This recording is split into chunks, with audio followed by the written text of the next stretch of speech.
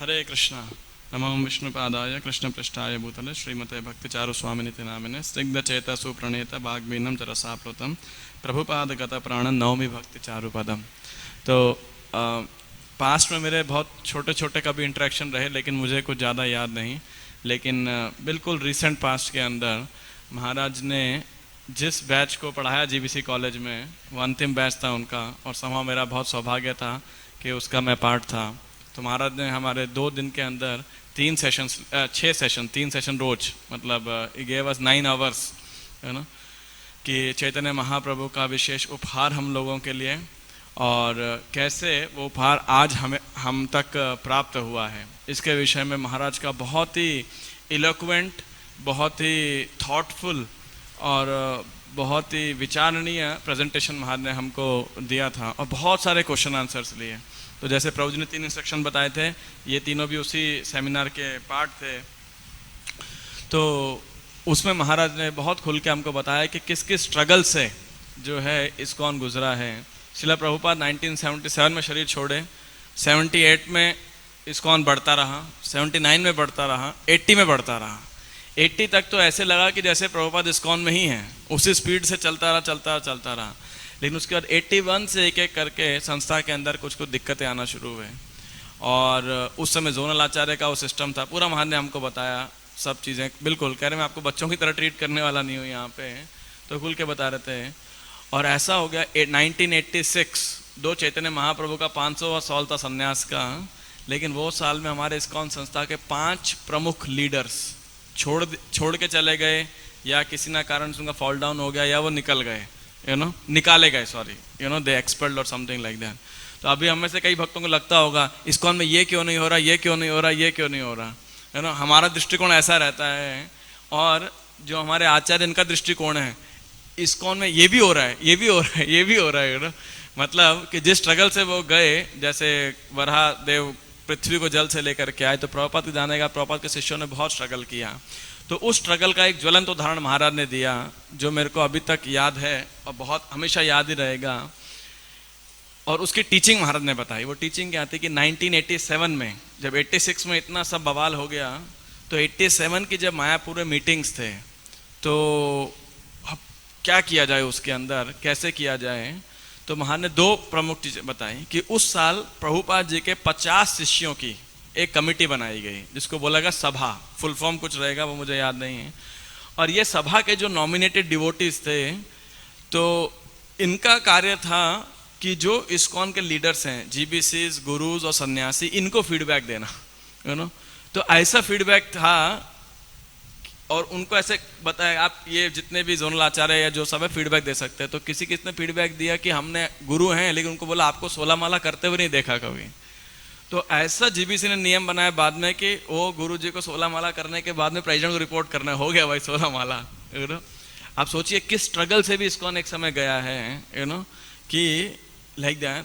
तो महाराज ने 2 चीज़ें बताई वहाँ पे, सभा को करने का फायदा, और दूसरा प्रभुपाद ने बोला, महाराज ने बताया कि यदि प्रभुपाद जी ने वो ऑर्गेनाइजेशन नहीं बनाई होती, यदि प्रभुपाद ने वो जीबीसी नहीं बनाई होती, और जीबीसी ने उस समय प्रभुपाद की पोजीशन, जैसे अभी परमीरपुर ने पढ़ा, और जीबीसी की पोजीशन को नहीं इस्तेमाल किया होता सही प्रकार से, तो इस्कॉन तो बहुत पहले का ही टुकड़े टुकड़े हो चुका होता, जैसे एक प्रमुख लीडर जब निकले इस्कॉन से, तो कई उनके शिष्य, कई मंदिर इत्यादि सब जा सकते थे, लेकिन वो इस्कॉन में क्यों रहे, क्योंकि वहाँ जीबीसी बॉडी थी एक्टिव। तो बोल रहे आज इस्कॉन हमारे पास में है, लोग जीबीसी को बोलते हैं ऐसा नहीं किया, ये नहीं किया, ये नहीं किया, वो नहीं किया, लेकिन ये देखना चाहिए कि आज इस्कॉन है तो वो जीबीसी के हार्डवर्क की वजह से है, कि जीबीसी ने ऐसा फीडबैक लेने को भी स्वीकार किया। और महाराज कह रहे मैं खुद एक जीबीसी रहा हूँ उसी समय, 87 से ही महाराज आई थिंक जीबीसी मेंबर रहे हैं। तो महाराज कह रहे थे मैं काफ़ी लेट मैनेजमेंट जुड़ा। और दूसरी बात महाराज ने बोली कि उस पूरे फीडबैक या जितना भी जो एक तरीके से रिवाइवल हुआ, मतलब उस स्ट्रगल के बाद में, कह रहे कि हमने उसमें कभी वैष्णव सदाचार को नहीं तोड़ा। कह रहे उसका पूरा पालन किया गया, कि हमारे मीटिंग्स का एजेंडा ही ये होता था, ये करना है, ये चैलेंज है, इसको ऐसे सॉर्ट आउट करना है, लेकिन कैसे वैष्णव रीति से उसे करना है, वैष्णव सदाचार की मर्यादा से उसे करना है, कह रहे उसका हमने हमेशा पालन किया, इस धर्म का पालन किया। कह रहे इसीलिए जो है इस्कॉन सुधरता रहा क्रमशः, कि हमने सटल फाइन एस्पेक्ट्स के ऊपर के वैष्णव आचार्य के क्योंकि प्रभुपाद जी गुरु भाइयों का एक तरफ स्ट्रगल था, एक तरफ ऋत्विक्स का, एक तरफ उनका खुद का। मैं तो बहुत संक्षेप में आपको डिटेल बता रहा हूँ जितनी थोड़ी बहुत मुझे याद है और समय के अभाव के अंदर, पर हम देख सकते हैं कि जो सेकेंड मतलब प्रभुपाद जी के जो शिष्य रहे हैं उन्होंने कितना स्ट्रगल किया। ये संक्षेप है, बहुत सा डिटेल महाराज ने बताए थे और बाद में कौनते प्रभु ने और डिटेल में से चर्चा किया था। तो and Maharaj was very happy about it. हमने बोला महाराज आप लोगों ने इतना स्ट्रगल किया है। महाराज बोलते हैं कि वी आर वेरी फॉर्चुनेट, है ना, हमारा सौभाग्य था कि प्रभुपाद जी के लिए हमें ऐसा स्ट्रगल करने को अवसर प्राप्त हुआ है। और आज हम बहुत खुश हैं कि वो स्ट्रगल किया तो उसका ये परिणाम है कि ये संस्था में इतने अनेक भक्त जुड़ रहे हैं। तो महाराज वॉज सो कूल, काम, कलेक्टेड, तो मेरे को सभी भक्तों को बहुत इंस्पायर किया महाराज का प्रेजेंस। और 35-40 मिनट महाराज बोलते थे और फिर 35-40 मिनट बचे हुए 1.5 घंटे का सेशन होता, क्वेश्चन आंसर लेते थे। अब ऐसा हुआ कि आखिरी के सत्रों में जितने क्वेश्चन थे सब गुरुकुल को लेके, इस्कॉन के यहाँ 2 बड़े केस हुए थे, एक टर्ली केस और एक दूसरे नाम मालूम है दूसरे का मुझे, रॉबिन समथिंग, रॉबिन कुछ, तो ऐसे 2 बड़े केस हुए, चाइल्ड अब्यूज का और एक टर्ली केस हुआ था। एक पागल व्यक्ति ने केस कर दिया था। तो जो गुरुकुल केस था उसमें तो इस्कॉन ने कितना, आई थिंक $15 मिलियन या $16 मिलियन इस्कॉन हैड टू पे, और उसमें भक्ति चारू महाराज का और ऑफकोर्स गोपाल कृष्ण का बहुत बड़ा योगदान था। और एक और टर्ली केस हुआ था, उसमें 4 इस्कॉन मंदिरों को बहुत पैसा देना पड़ा, लेकिन जीबीसी थी वहाँ पे तो कोई मंदिर बंद नहीं हुआ। नहीं तो ये कगार पे आ जाता है कि मंदिर बिक जाते, मंदिर बंद हो जाते, लेकिन उस स्ट्रगल से गए हैं इस्कॉन के मंदिर, और ये स्ट्रगल। तो ये कुछ संक्षेप में था। उसके बाद में मेरा एक सौभाग्य था कि जब मैं काफ़ी टाइम पहले मैंने बहुत अंदर जाके ऑल्टर के अंदर 1-1 इंच का मेजरमेंट लिया था कि कैसे इसको रेनोवेट कर सकते हैं। तो कई जगह से पूछा कि किससे राय ली जाए, किससे सलाह ली जाए, तो पता लगा उज्जैन के अंदर ऐसे ऑल्टर बनाते हैं। वहाँ पे अभय चरण प्रभु नाम है उनका, भक्त महाराज के डिसाइपल हैं, वो इस डिपार्टमेंट के हेड हैं। तो मैंने कहा चलो इनका नंबर निकलवाता हूँ। नंबर निकलवाया, फ़ोन करने का सोचा, एक बारी फ़ोन करता हूँ, 1-2 बारी, तो करा नहीं किसी कारण से। तो एक दिन सुबह देखा एक भागवतम क्लास करने एक ब्रह्मचारी बैठे हैं। रात को पता लगा ऐसे कोई भक्त आ रहे हैं, मुझे बताया, पता नहीं किसने बताया था, गेस्ट आ रहे हैं। बोला कौन आ रहे भाई? कह रहे उज्जैन से एक ब्रह्मचारी अभय चरण दास नाम है। मैं बोला भाई कमाल हो गया ये तो। अगले दिन सुबह में मिला उनसे, मैंने कहा भाई आपको तो राधिका कृष्ण राम ने बुलाया। फिर मैं पूरा 1 घंटा उनको ऑल्टर में लेके गया, पूरा मेजरमेंट किया, फिर उन्होंने मेरे को डिज़ाइन भेजे। तो मेरी बहुत देर उनसे बात हुई। मैंने कहा यार करते क्या हो आप लोग वहाँ पे? बोला हम 6 ब्रह्मचारी हैं, वहीं सोते हैं फैक्ट्री के वर्कशॉप के अंदर ही। शुरू में तो बहुत स्ट्रगल था। अब मैंने कहा क्या करते हो? तो बोला हम साल के अंदर 700 ऑल्टर बनाते हैं। Can you imagine 700 alters in a year like that. और इसके पीछे क्या कारण था? कह रहे सब कुछ महाराज की प्रेरणा। कि महाराज देखा ऑल्टर बनाने वाले इतना चीटिंग करते हैं, घटिया लकड़ी यूज़ करते हैं और जो है रुलाते हैं, डिज़ाइन अच्छा नहीं होता, इसको नीड के हिसाब से नहीं होता, और तो बहुत सारी डिटेल्स हैं उसके अंदर, तो यार बहुत ज़्यादा पैसा, 4-5-10 गुना पैसा लेंगे ऐसे करके। तो महाराज ने कहा जो स्ट्रगल से मैं गुजरा हूँ वो बाकी वैष्णवों को नहीं होना चाहिए, बाकी मंदिरों को नहीं होना चाहिए। तो आज जगह जगह कहाँ बना के वो शिप करते हैं, है ना। तो मैं बोला यार आपको स्ट्रगल नहीं होता? करे बहुत स्ट्रगल होता है ना। कितने एम्प्लॉय हैं? बोला कोई 41 एम्प्लॉय हैं वहाँ पे। मैंने बोला अच्छा कहाँ से लेके आए? बोले सब महाराज लेके आए हैं। कहाँ से लेके आए? सहारनपुर से। पहले सहारनपुर में बनाया था। तो कह रहे वहाँ के कुछ लोग ऐसे मुसलमान हैं, वो मंदिर के अंदर रहते हैं, है ना। जो मेन कारपेंटर है वो मुसलमान है, और महाराज का इतना रिस्पेक्ट करते हैं वो लोग, इतना प्रेम करते हैं महाराज से, इसीलिए वो सहारनपुर छोड़ के उज्जैन में मंदिर में रहने के लिए आ गए। आप सोचिए, ऐसा नहीं उनका काम नहीं था वहाँ पे, सिर्फ इसलिए भक्ति चारू महाराज के लिए ऐसा कल्टिवेट किया हुआ है उन्होंने जो है। तो ऐसा पता लगा। फॉर्चुनेटली वही अभय चरण को हमारे जीवीसी कॉलेज में भी जो है साथ में थे। तो उनका और वहाँ के प्रेसिडेंट उज्जैन के ब्रजेंद्र कृष्ण प्रभु, तो उनके साथ भी बहुत हुआ। तो देखा महाराज के सभी भक्त उतने मधुर, स्वीट, एक्सट्रीमली स्वीट, बहुत ही हम्बल, बहुत ही एक्सटेंडिंग है। अभय चरणपुर से मैंने कितने, मतलब जब वो आए थे अपने काम के लिए, मतलब यहाँ दिल्ली कैसे आना हुआ और पंजाबी बाग कैसे आना हुआ? बोले यहाँ कीर्ति नगर टिम्बर मार्केट में रिसर्च करने आया था मैं कुछ। तो मैंने बोला कैसा रहा आपका रिसर्च? तो बोला जितना जो देख के आना था देख के आ गया, खराद का काम वगैरह ये तो कह रहे 3rd क्लास है, जो हम करते हैं उसके मुकाबले ये कुछ भी नहीं है, इससे तो कहीं गुना अच्छा कार्य करते हैं हम। तो फिर मैंने पूछा कौन सा लकड़ी इस्तेमाल करोगे, कहाँ से लाते हो? तो कहाँ से लकड़ी इंपोर्ट करते हैं, कहाँ का ऑल्टर बना के उसे एक्सपोर्ट करते हैं, गोल्ड लीफिंग। ये जो हमारे मंदिरों में गुरु परंपरा आप देखते हैं, अभी तो हमने चेंज किया, लेकिन पहले वो सभी इसको वहीं से बनाया था ऐसे। तो महाराज जो है बहुत ही सुंदर प्रशिक्षण दिया। उसके बाद मेरा दूसरा सौभाग्य रहा, जो हमारे ऑनलाइन कोर्सेज थे उसका पहला कोर्स थी Vaishnav sadachar and Vaishnav etiquettes for leaders. ये महाराज दिया था 20 से 25 मिनट का एक लेक्चर, 8 लेक्चर, लेकिन हर लेक्चर अपने आप इतना यूनिक, इतने सटल पॉइंट्स कि लीडर्स कहाँ कहाँ मिस्टेक करते हैं और कैसे उसको डील करना चाहिए। इतने सटीक लेक्चर्स और जो एक्सरसाइज उसके एग्जाम्पल्स इतने सटीक और महाराज का एक्सप्लेनेशन इतना सटीक कि सीधा हिट करता था कि नहीं नहीं, प्रभुपाद की संस्था के लिए ये सदाचार का पालन होना चाहिए और क्या सदाचार का पालन करने में ही विन विन है। महाराज का यही फंडा था हमेशा, विन विन, जरा भी नहीं। हमें लेक्चर्स में ही बोला एक ही फंडा अपनाओ, विन और विन, बस दोनों की जीतो, ये तरीका निकालना है आपने को। तो ऐसे जैसे, और सब में इतने शास्त्रिक उदाहरण। तो पहला ये था importance of Vaishnav etiquette for leaders, और हमें एक्सरसाइज दिया गया, 2 उदाहरण दिए उसके अंदर एक्सरसाइज में। कह पहला उदाहरण एक तरफ है रंती देव का उदाहरण दिया कि रंती देव राजा थे और वैष्णवता का पालन किया उन्होंने, तो क्या हुआ, सारी प्रजा सुखी हुई और सबके पास आदर्श उदाहरण था। ऐसा भागवतम उदाहरण था कि पूरी प्रजा बहुत खुश थी। दूसरी तरफ इंद्र का उदाहरण दिया कि किस प्रकार इंद्र ने जो बृहस्पति का अपमान किया तो सारे देवताओं को जो है भुगतना पड़ा, घर से बेघर हो गए, बेसिकली सर से निकाल दिए गए। तो बोला इसलिए इतना महत्वपूर्ण है वैष्णव सदाचार। और बहुत सारे डिटेल्स महाराज ने, छोटे छोटे बड़े बड़े डिटेल्स, बहुत ही प्रैक्टिकल एस्पेक्ट्स है, बिल्कुल भी थ्योरी नहीं, बिल्कुल डाउन टू अर्थ बात। सो वो सुनने के बाद सभी भक्तों ने इतना अप्रिशिएट किया जितने हम बैठे थे, और बहुत ही थॉटफुल उसके अंदर हमारे असाइनमेंट्स थे।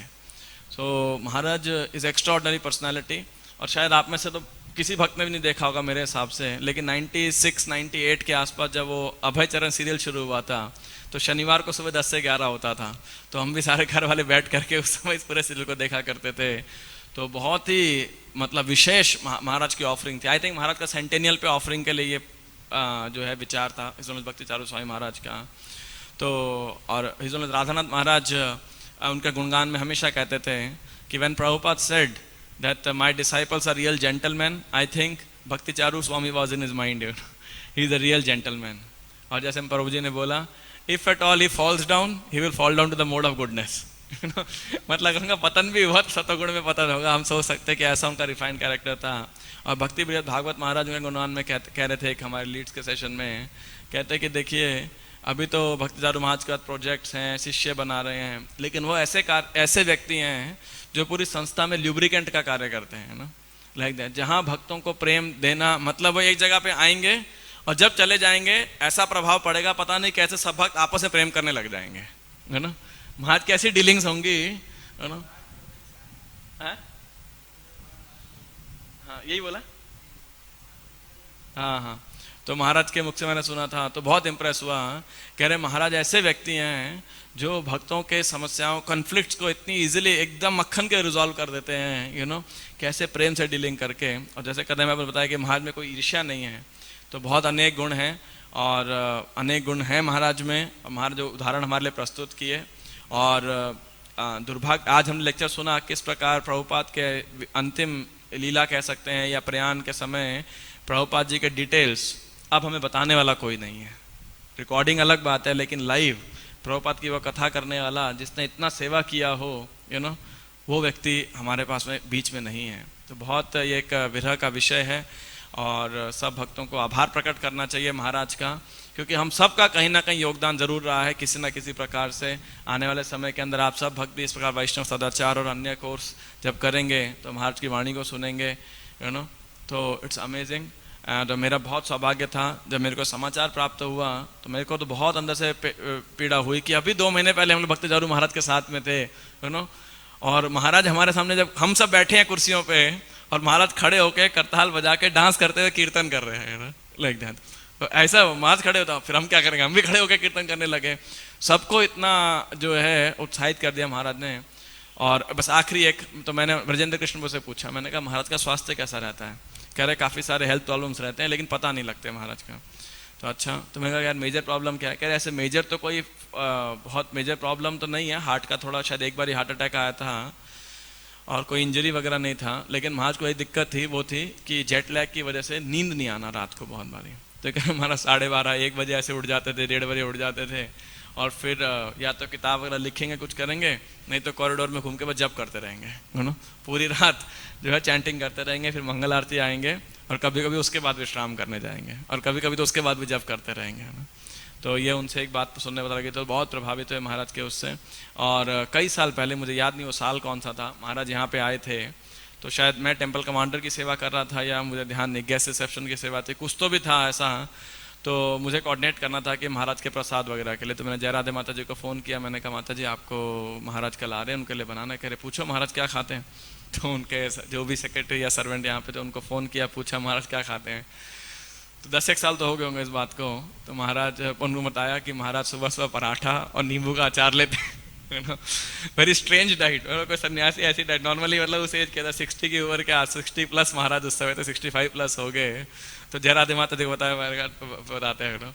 तो बहुत आश्चर्य हुआ। फिर हमने महाराज को प्रसाद सर्विंग किया, वहाँ ने बहुत अप्रिशिएट किया प्रसाद को और सबको। और महाराज खुद भी बहुत अच्छे कुक थे और जो उनके शिष्य हैं बहुत ही सुंदर उनके लिए कुकिंग करके अनेक व्यंजन बनाते थे, ऐसा है ना। इसलिए जयपताका स्वामी महाराज जी के जो शिष्य हैं, जो उनकी टीम है, वो भी बहुत सुंदर प्रसाद बनाते हैं। क्योंकि एक बार मैं मेडिसिन लेके गया था तो उन्होंने महाराज से 10-15 मिनट भेंट कराया पूरा, और सब कुछ महाराज का वो क्या बोलते हैं स्टिक सर पे रखवाया और फिर अपने साथ बैठ के प्रसाद खिलाया। तो एकादशी थी मायापुर के अंदर, तो जो महाराज का जो लोटस बिल्डिंग के ऊपर जो वो है, तो वहाँ पे बहुत सुंदर अनेक व्यंजन और प्रसाद थे। ऐसे ही भक्तिचार्य समाज के साथ भी सुना है मैंने, कभी हमने ऐसा आस्वादन करने का मौका तो नहीं मिला, लेकिन भक्तों सुना है। महाराज खुद ही बहुत सुंदर प्रसाद बनाते थे और उनके शिष्य उनके लिए बहुत ही सुंदर कुकिंग किया करते थे। तो आज भक्तों ने बहुत प्रयास किया है, रूप सनातन प्रभु और टीम ने, ऊपर सुंदर कृष्ण प्रभु, बलि स्वरूप प्रभु ने कई सारे अनेक व्यंजन बनाए हैं। आप सब भक्तों थोड़ा भूख भी लगा होगा, और हमने स्पेशली जितने संभव हो सके उतने केले के पत्ते काट करके लेके आए हैं। तो आप सब भक्त प्रयास कर सकते हैं, जिसको भी संभव हो जो उसमें खा सके, तो उन केले के पत्ते में प्रसाद प्राप्त करने के लिए। इस भक्तिचार्य स्वामी महाराज की जय, श्रील प्रभुपाद की जय, international society for Krishna consciousness की जय। तो इसके बाद हम पुष्पांजलि करेंगे और पुष्पांजलि के बाद सब भक्तों के लिए 3rd फ्लोर प्रसाद है, हॉल में प्रसाद है। और यदि कोई भक्त सेवा करना चाहे, क्योंकि बहुत सारे आइटम हैं, तो आपका भी हार्दिक स्वागत है। जिनमें क्षमता हो और आगे सेवा ना हो और थके ना हो, तो अवश्य आप सर्विंग में हाथ बटा सकते हैं। हरे